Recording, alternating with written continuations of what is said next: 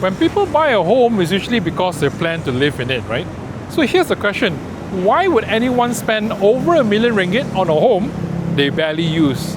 Now at first it doesn't make much sense, but after spending much time here at Tribeca behind me, I realized it was not designed for everyone. So the big question is, who was it actually designed for? At first glance, it looks just like another luxury condo in the middle of Bukit Bintang, but that's only part of the story. So Tribeca was developed as a service residence with hotel-style management, and that really changes the way the entire building is designed and also experienced. So location is one of the biggest advantage for sure. Right in front of me, we have Capri by Fraser, we have Ritz-Carlton Hotel, and yeah, within a few minutes walk, you can actually reach Pavilion Kuala Lumpur, TRX, Berjaya Times Square, restaurants, cafes, MRTs, and public transport as well. Everything about this development I'm going to show you now is built around one idea only, which is convenience. But convenience for who? Before we find out about that, right, if you enjoy honest property documentaries like this, do consider subscribing. I do this every single week. So you see, when people think about property, they will imagine somewhere they'll live in every day, a place to raise a family, have a routine, and settle down after a few years. So Tribeca is not trying to be that, instead, it's built around a very different lifestyle. Think about someone who travels frequently between Singapore, KL, business owners who work regularly that will come down to KL very often. You can also do that. Or international buyers looking for a premium base in Kuala Lumpur without having the trouble or the hassle of maintaining a larger home. So for these buyers, location matters a lot, more than spaciousness or extra bedrooms. So all these hotel style services that's provided here is actually more valuable than really maintaining a property that's usually empty most of the year. So having the right concept is one thing. Real question is, does it actually deliver? So let's get inside and check it out. Okay, so right now we are at the lift foyer. So there's actually 5 lifts. Yeah, and one of it is bomba lift and the other one is a service lift. Okay, then there's total 13 units in this floor itself. So you have travertine stone wall. And this is how it looks like, right? If you want more brightness in your corridor, then you can take up the ones on the higher floor. Okay, like this one is a bit on the darker side. But I guess it's very intentional because the main reason is to enhance privacy, and sometimes you don't want it to be too bright and then not so easy on the eyes. Okay, so this is the unit that we're going to check out now. This is 1,241 square feet, 3-bedroom duplex unit. Because it comes with a sideboard and a window over there to provide you more ventilation. Now, this is the master suite that's located on the lower level. Of course, over here, this is your ensuite bathroom. And this is your sleeping area over here. King-size bed with cabinetry. The sliding door one over there with LED lighting inside as well. Yeah, and TV. And a work area there in case you get some work done. The best thing is, of course, the view. You're facing Exchange 106, Exchange TRX, right in front of you. Yeah. So one thing to note is as well, the more private room, of course, is the master bedroom located downstairs.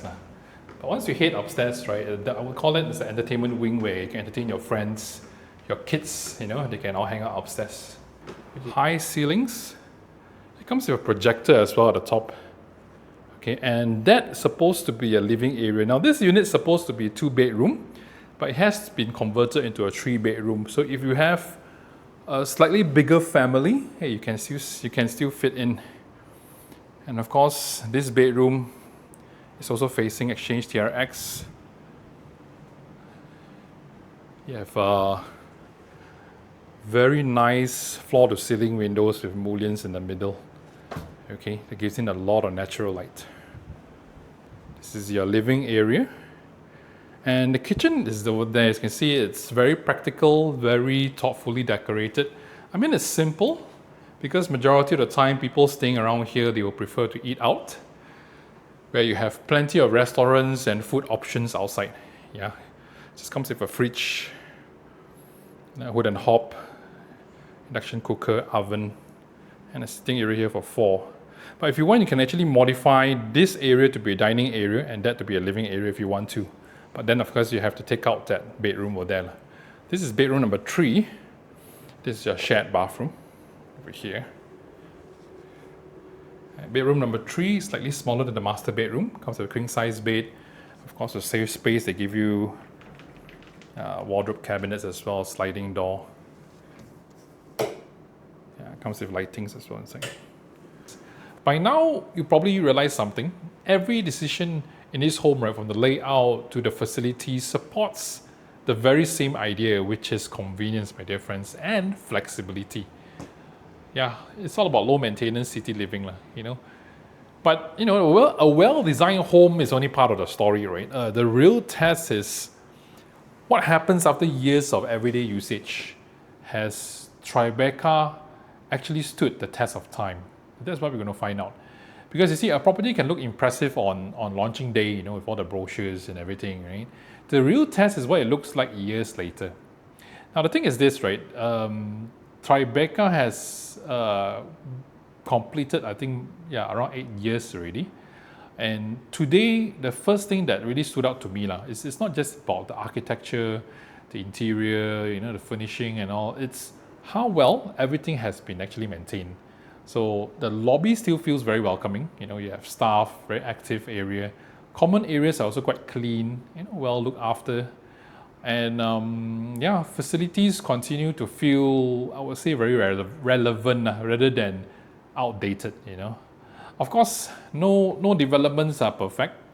So after 8 years, there's a bit of wear and tear here and there, that's for sure, you know, but that's completely normal. What matters is that the overall experience, I would say, still feels pretty premium, you know. And I think that's one of Tribeca's biggest strengths. So everything is here, you know, you can walk through the building, experience the facilities. Once you walk out, right, there's plenty of food options, everything is all here. Okay, so after spending time here, I don't think Tribeca is trying to be the best luxury condo in Kuala Lumpur. If you're looking for a large family home where you want to spend every day of your life, this probably isn't the right property. But if your lifestyle means you're constantly traveling between cities, you are working, and you just want a premium home in Kuala Lumpur without the commitment of maintaining a large residence, right, then this is quite suitable for you actually. And for a duplex 3-bedroom in today's market, that's also very, very rare. So yeah, so at the end of the day, not every property is meant to be your forever home. Some are simply a place you can always come back to. And I think that's exactly what Tribeca was built to be. So if you like a home like this, right, and you want to be very centralized, right in the middle of Bukit Bintang with all the facilities, amenities, entertainment all around you, I believe you'll like my next video is coming up. You can check this out on the screen, you can click on it. It's actually Skylon Residence over in Changkat, Bukit Bintang. So thanks for watching. I will see you in the next one. Bye.